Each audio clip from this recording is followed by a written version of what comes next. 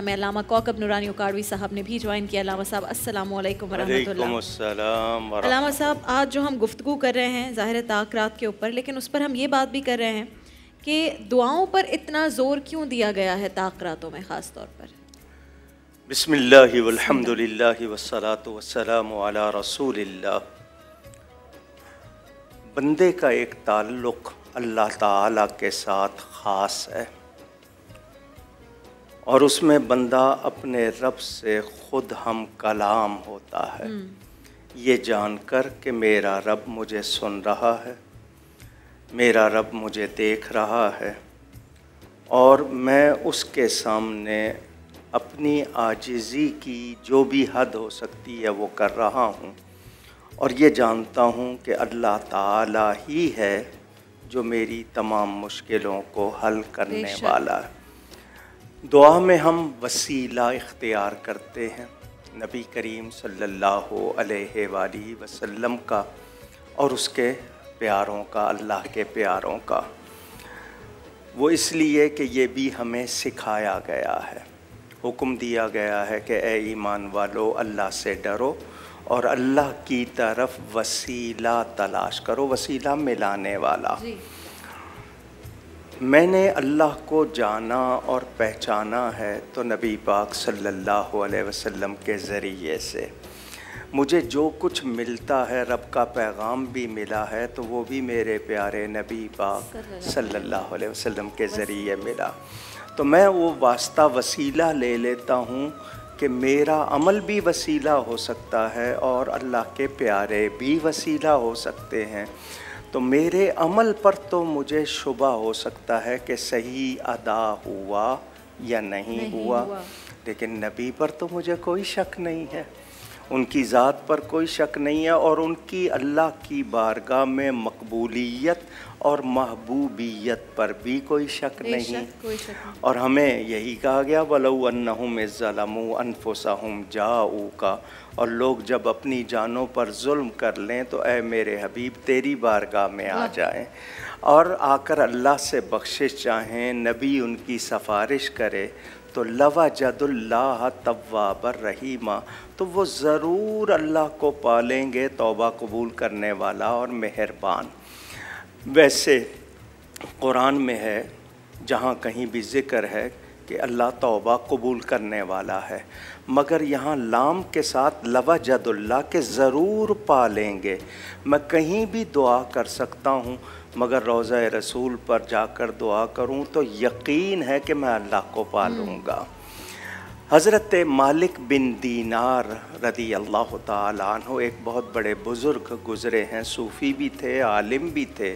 उनका एक कौल कि उम्मत मुस्तफ़ा को दो बातें ऐसी मिली हैं जो किसी और उम्मत को नहीं मिली। उनमें से पहली बात अल्लाह ने फरमाया फ़ज़्कुरूनी अज़्कुरकुम, तुम मुझे याद करो मैं तुम्हें याद करूँगा।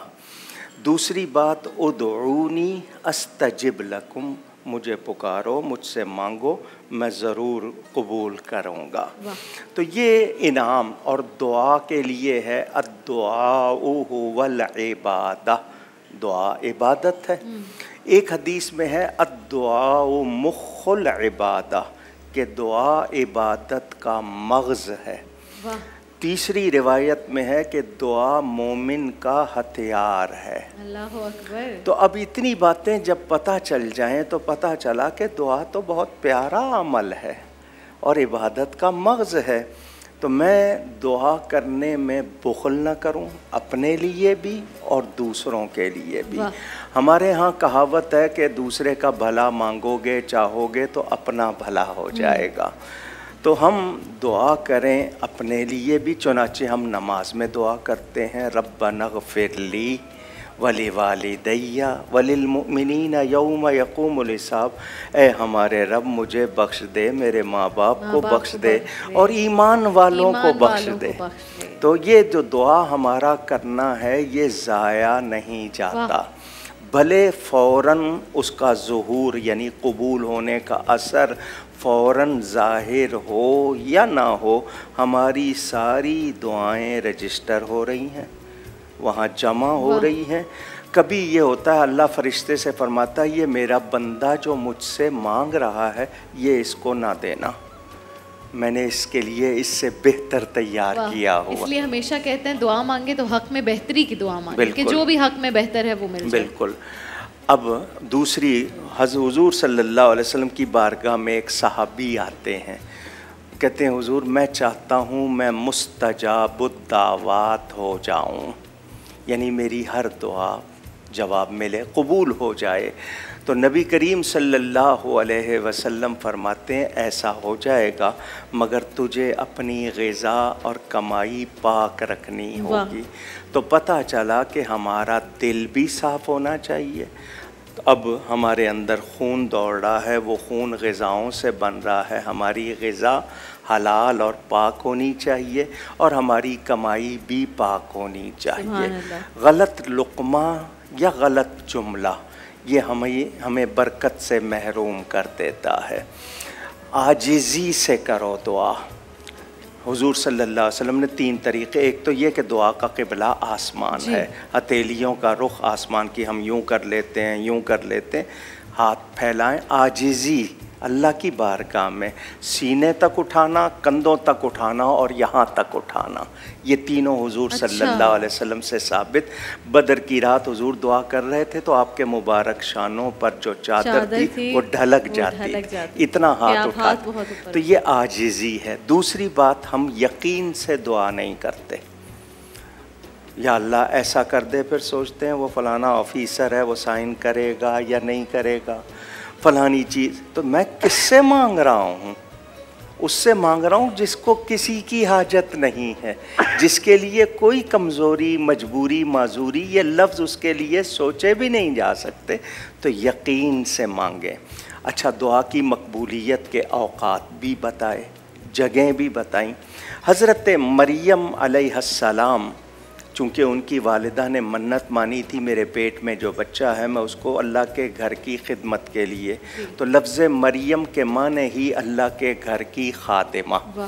तो वो हज़रत ज़करिया जो उनके खालू या मामू थे, उन्होंने किफ़ालत अपने ज़िम्मे ली।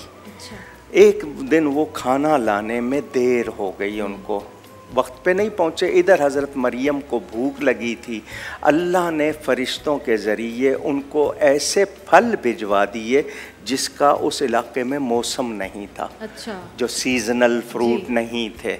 हज़रत ज़करिया जब पहुँचे, कुरान में है ये बात, तो देखा कि उनके पास बेमौसम फल रखे हुए हैं। तो उन्होंने पूछा ये कहाँ से आए हैं?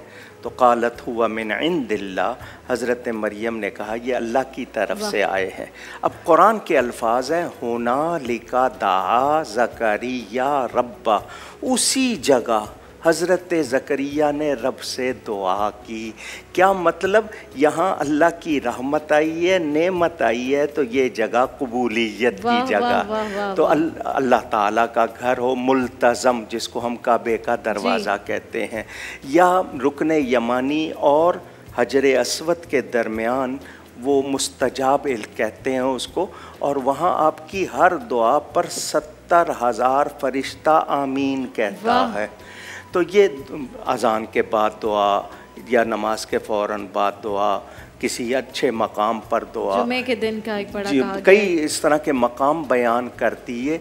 तो दुआ करनी है यकीन के साथ, आजिज़ी के साथ, और रब के पास करनी है और अच्छी चीज़ मांगनी है। और कुरान में नबियों की दुआएं भी बयान हुई जो कबूल हुई हैं। फिर नबी पाक सल्लल्लाहु अलैहि वसल्लम ने दुआएं सिखाई हैं, उनसे अच्छी दुआ कौन सी होगी? तो हमें वो याद भी करनी चाहिए और बड़े अच्छे दिल से आजिज़ी करते हुए। और अगर रोना ना आए तो हदीस में अगर शक्ल बना लें, तो जितनी आजिज़ी जाहिर करेंगे उतनी जल्दी कबूलियत।